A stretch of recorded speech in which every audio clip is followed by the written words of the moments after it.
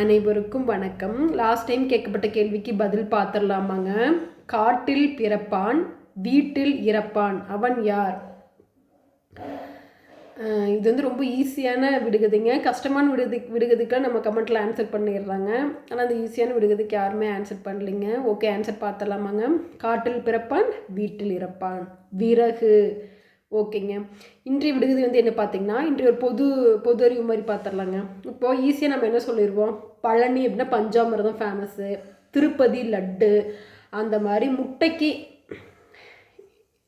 எங்கே ஃபேமஸ், அதே மாதிரி உப்புக்கு எங்கே ஃபேமஸ், அதே மாதிரி மல்லிகை பூக்கு எங்கே ஃபேமஸ் அப்படின்னு சொல்லிட்டு மறக்காமல் கமெண்ட் பண்ணுங்கள். இன்ட்ரெஸ்டாக இருக்குங்க. அதாவது முட்டைக்கு எங்கே ஃபேமஸ், தமிழ்நாட்டில் முட்டைக்கு எங்கே ஃபேமஸ், அதே மாதிரி மல்லிகைப்பூ, தமிழ்நாட்டில் மல்லிகைப்பூ எங்கே ஃபேமஸ், அதே மாதிரி உப்பு எங்கே ஃபேமஸ், மறக்காமல் கமெண்ட் பண்ணுங்கள்.